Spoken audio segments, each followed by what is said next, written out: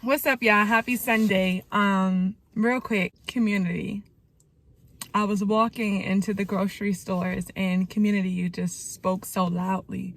Where is the community during this time? God gave us a tribe. The tribe was to protect one another. The tribe was to look out for one another. The tribe was to pick up where the next person left off, right? And during this time, we really need the community.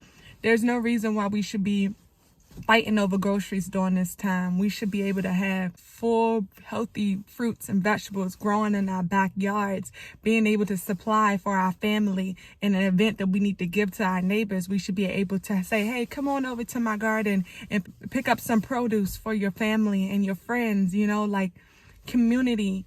Like have our own doctors and our own nurses without going to the hospitals. We should have our own practices and practitioners and all these things, y'all. Community. This is the time we should be building our own right now so we can help each other out.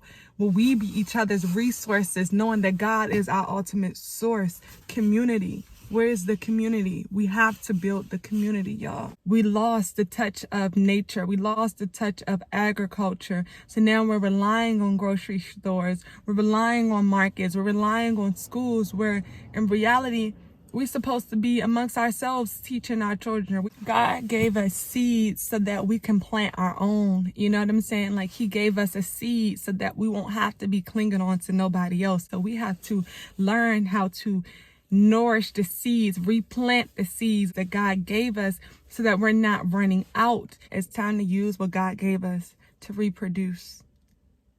Reproduce, not just for ourselves, reproduce for the generations to come, reproduce for our kids, reproduce for our ancestors, reproduce for our grandparents that worked so hard so that we would not be in a position that we're in right now, so it's up to us. And I'm talking about my generation and the generation younger.